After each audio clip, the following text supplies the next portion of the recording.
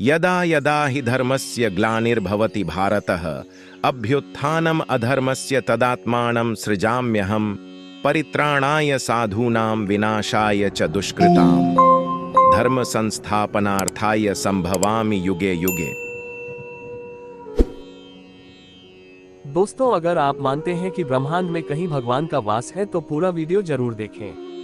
भगवान श्री कृष्ण ने महाभारत की रणभूमि में अर्जुन से कहा था कि न कोई मरता है और न ही कोई मारता है, सभी निमित्त मात्र हैं। सभी प्राणी जन्म से पहले बिना शरीर के थे, मरने के उपरांत वे बिना शरीर वाले हो जाएंगे। ये तो बीच में ही शरीर वाले देखे जाते हैं, फिर इनका शोक क्यों करते हो। श्रीमद् भागवत गीता हिंदू धर्म के एकमात्र धर्म ग्रंथ है। वेदों के 4 भाग हैं, ऋग्वेद, यजुर्वेद, सामवेद और अथर्ववेद। वेदों के सार को वेदांत या उपनिषद कहते हैं और उपनिषदों का सार या निचोड़ गीता में है। गीता हिंदुओं का सर्वमान्य एकमात्र धर्म ग्रंथ है। श्रीमद् भागवत गीता के ये है रहस्य।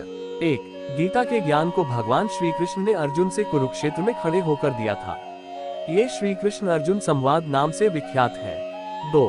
वैसे तो गीता श्री कृष्ण और अर्जुन के बीच हुआ एक संवाद है, लेकिन कहते हैं कि भगवान श्री कृष्ण के माध्यम से उस काल रूप परम परमेश्वर ने गीता का ज्ञान विष्णु को दिया। श्री कृष्ण उस समय योगारूढ़ थे। 3. गीता के 4थे अध्याय में श्री कृष्ण कहते हैं कि पूर्व काल में ये योग मैंने विवस्वान को बताया था। विवस्वान ने मनु से कहा, मनु ने इक्ष्वाकु को बताया।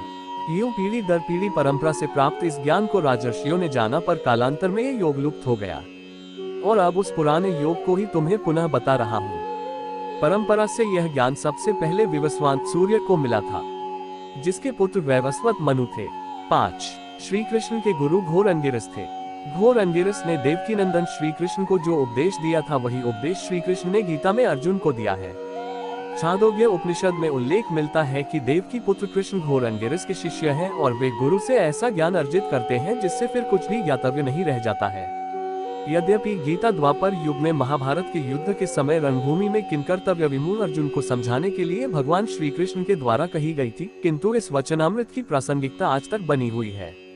6. गीता में भक्ति, ज्ञान और कर्म मार्ग की चर्चा की गई है। उसमें यम, नियम और धर्म कर्म के बारे में भी बताया गया है। गीता ही कहती है कि ब्रह्म और ईश्वर एक ही है। गीता को बार बार पढ़ेंगे तो आपके समक्ष इसके ज्ञान का रहस्य खुलता जाएगा। गीता के प्रत्येक शब्द पर एक अलग ग्रंथ लिखा जा सकता है।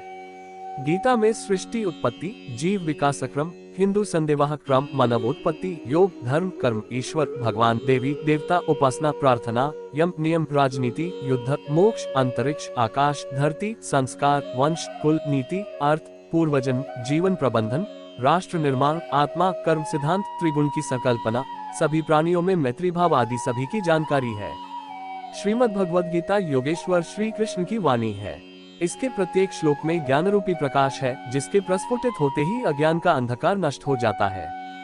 ज्ञान, भक्ति, कर्म, योग मार्गों की विस्तृत व्याख्या की गई है। इन मार्गों पर चलने से व्यक्ति निश्चित ही परमपद का अधिकारी बन जाता है।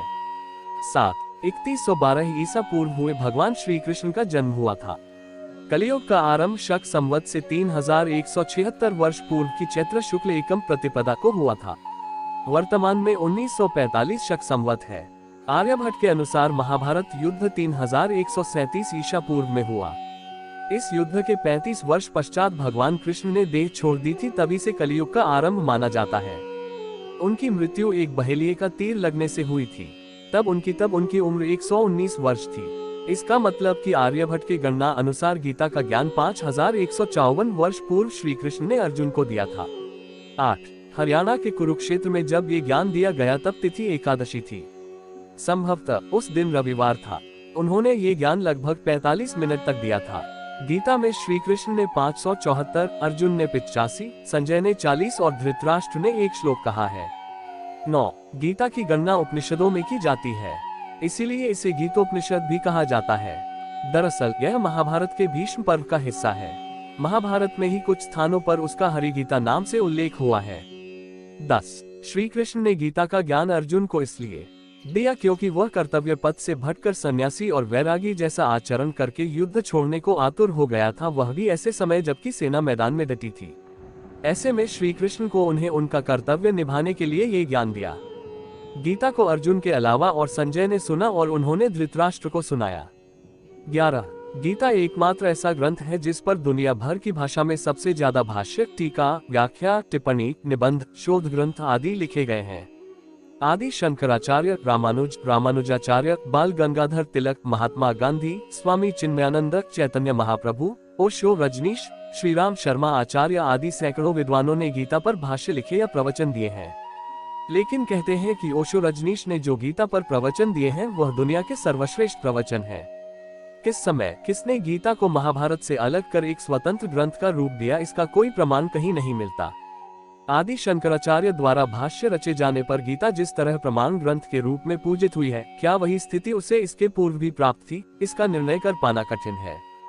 दोस्तों, अगर आपको वीडियो पसंद आई हो तो कृपया हमारे चैनल को लाइक, शेयर व सब्सक्राइब जरूर करें। हम आपको ऐसी रोचक जानकारियां देते रहेंगे। आपका बहुत बहुत धन्यवाद। दोस्तों, जल्दी मिलते हैं ऐसे ही एक और रोचक वीडियो के साथ। जय जय श्री राधे, जय श्री कृष्ण, राधा रानी की जय।